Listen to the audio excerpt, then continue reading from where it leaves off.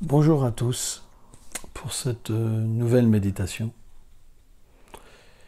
Et pour commencer, nous allons parler d'un sujet, la concentration. C'est quelque chose qui est extrêmement important et extrêmement difficile. Car la Bhagavad Gita explique que le mental est souvent très agité, extrêmement agité. Arjuna dit à Krishna qu'il me semble plus difficile même de contrôler ce mental que le vent. Mais dans la Bhagavad Gita, c'est expliqué qu'avec une pratique assidue et une constance, tout est possible. Donc nous devons avoir une pratique quotidienne avec une heure fixe et une détermination. Telle est l'essence du yoga. Ne jamais faillir. Être déterminé. Une détermination d'amour. Une détermination de vouloir changer. Pour nous-mêmes, pour les autres. Et pour comprendre notre relation divine avec l'absolu, Krishna. C'est pourquoi le terme yoga veut dire l'union avec l'absolu. Et naturellement, cette union, elle ne peut pas être dissociée de l'amour, de la dévotion. Bhaktimam abhijanati. C'est par l'amour que nous pouvons nous relier. L'essence de la concentration, c'est le désir, l'amour.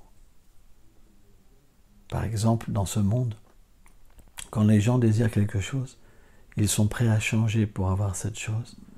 De la même manière, si nous voulons avoir cette relation avec la source de l'amour, il y a certaines choses que nous devons changer. Donc nous allons prendre une posture, celle qui vous va le mieux. Encore une fois, le plus important, c'est la disposition à l'intérieur de nous-mêmes, l'amour. Ce n'est pas une belle posture qui fera de vous une âme réalisée, mais l'attitude intérieure. Ce n'est pas le physique, ce n'est pas le beau sourire, c'est l'attitude intérieure.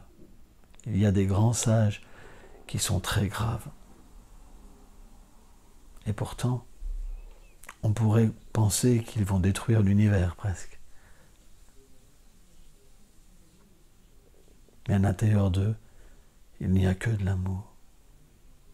C'est pourquoi prenez une posture qui vous va, une posture que vous ressentez naturellement.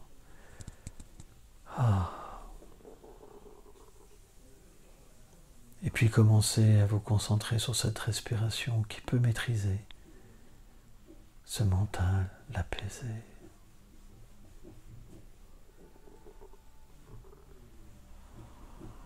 Concentrez-vous sur votre respiration.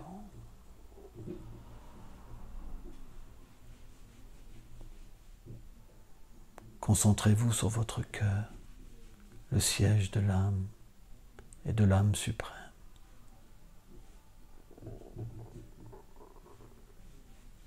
Méditez sur le fait que votre corps n'est qu'un véhicule composé de terre, d'eau, de feu, d'air et d'éther.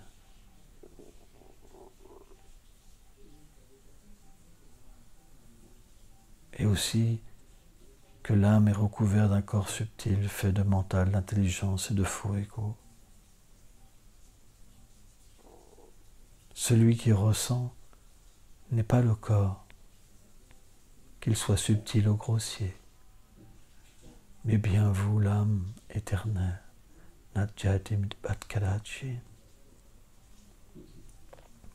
Jamais l'âme n'a eu de début ni de fin, ni n'a pris naissance, ou va mourir.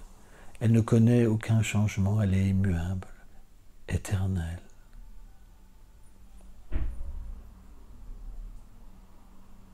C'est vous-même, l'âme, le Jiva. Et la nature du Jiva est d'être amour. Concentrez-vous sur votre nature. Cette nature peut être éveillée par le mantra. Le mantra veut dire ces mots magiques qui peuvent contrôler le mental et vous permettre de vous connaître, de descendre au plus profond de vous-même.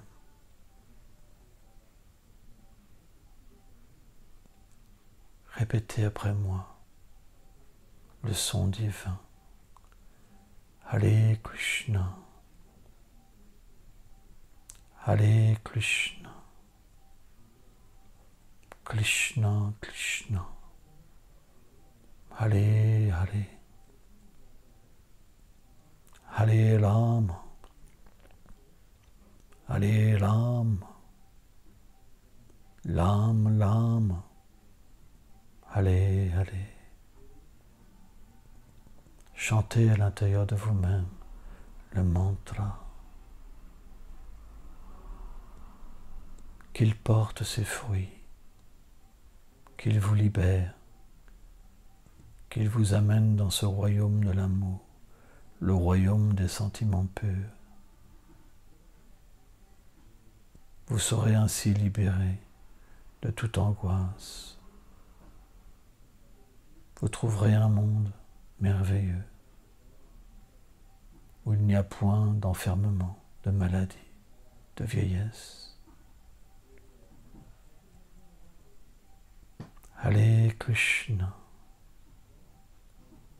Hare Krishna,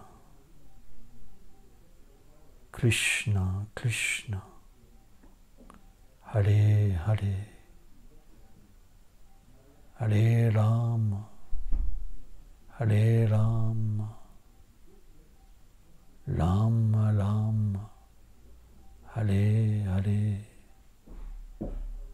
Hare Krishna, Hare Krishna, Krishna Krishna, Hare Hare, Hare Rama, Hare Rama, Rama Rama, Hare Hare.